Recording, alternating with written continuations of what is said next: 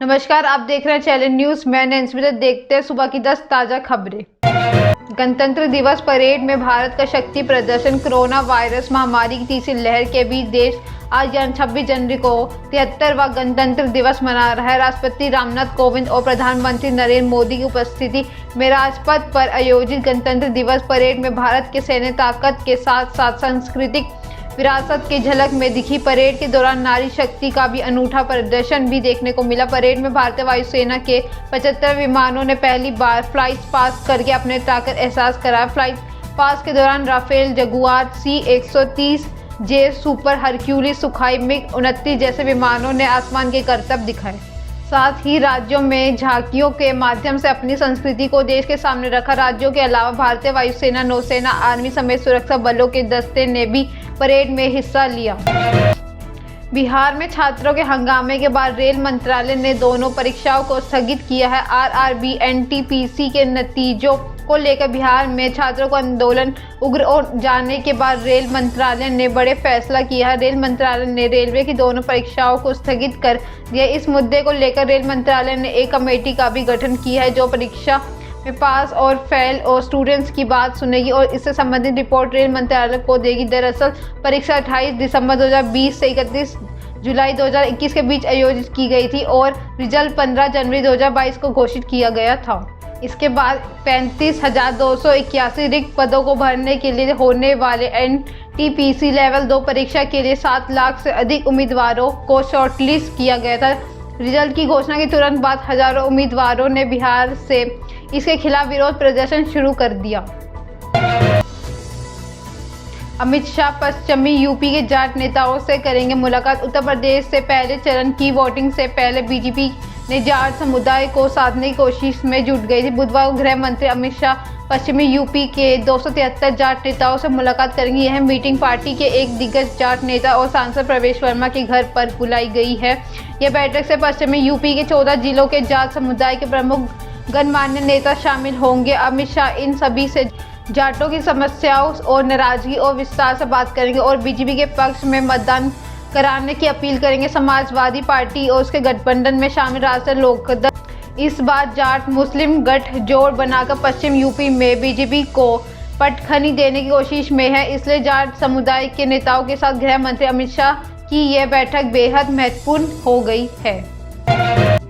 गुलाम नबी को पद्म भूषण सिब्बल ने कसरतंज। पूर्व केंद्रीय मंत्री कपिल सिब्बल ने वरिष्ठ नेता गुलाम नबी आजाद को पद्म भूषण से सम्मानित किए जाने को लेकर अपनी ही पार्टी कांग्रेस पर तंज कसा है। वरिष्ठ कांग्रेस नेता कपिल सिब्बल ने ट्वीट कर गुलाम नबी आजाद पद्म भूषण से सम्मानित, बधाई भाईजान। विड बना ने ये भी कांग्रेस को उनकी सेवाओं की आवश्यकता नहीं है लेकिन देश सार्वजनिक जीवन में उनके योगदान का सम्मान कर रहा है। सिब्बल व आजाद कांग्रेस के उस ग्रुप में 23 के सदस्य रहे हैं जो पार्टी में अमूलचूल बदलाव का हिमायती रहा है। हालांकि पार्टी में अब यह समूह संग्रह नहीं है। इस समूह की मांगों के अनुरूप न हो तो पार्टी में बदलाव हुए और न ही पार्टी नेतृत्व में बदलाव व पार्टी अब भी पुराने ढर्रे पर चल रही है और एक एक कर नेता पार्टी से खिसकते जा रहे हैं।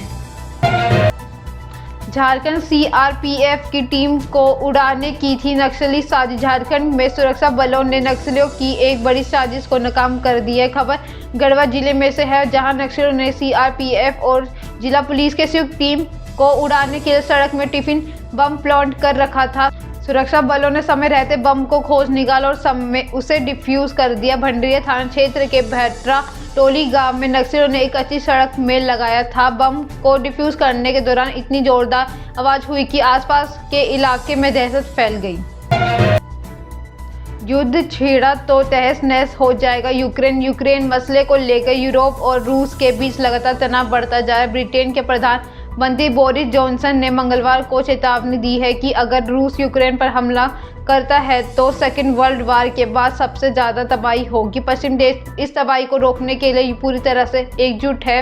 जॉनसन ने कहा, यूक्रेन के लोगों को अपने देश की रक्षा करने के नैतिक और कानूनी अधिकार है। मेरा मानना है कि यूक्रेन एकजुट होकर किसी भी हमले का विरोध करेंगे। हालांकि इस तबाही से किसी का फायदा नहीं होगा।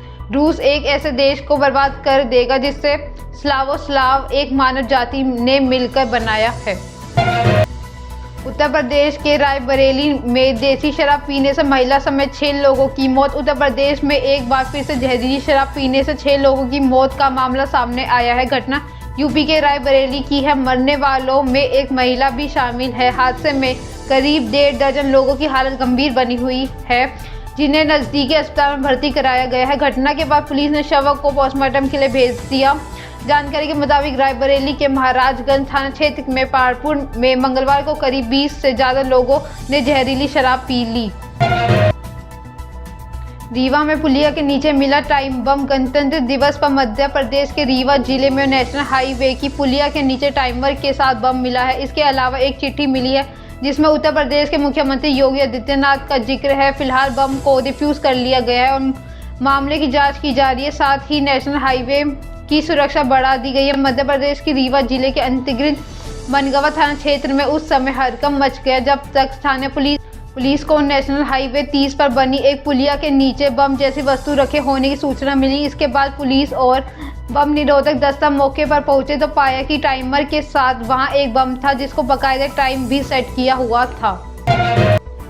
युवराज सिंह बेटे के पिता बने। भारतीय क्रिकेट टीम के पूर्व ऑलराउंडर युवराज सिंह पिता बने हैं। उनकी पत्नी हेजल कीज ने बेटे को जन्म दिया। युवराज ने मंगलवार यानी 25 जनवरी 2022 को सोशल मीडिया के जरिए इस बात की जानकारी दी। साथ ही उन्होंने लोगों से एक अपील भी की। बॉलीवुड एक्ट्रेस हेजल कीज ने ही अपने इंस्टाग्राम पर मां बनने की जानकारी दी है। युवराज सिंह ने इंस्टाग्राम पर लिखा, हमारे सभी फैंस, परिवार और दोस्तों, हमें इस खबर को शेयर करते हुए काफ़ी खुशी हो रही है। भगवान ने हमें आशीर्वाद में बेटा दिया।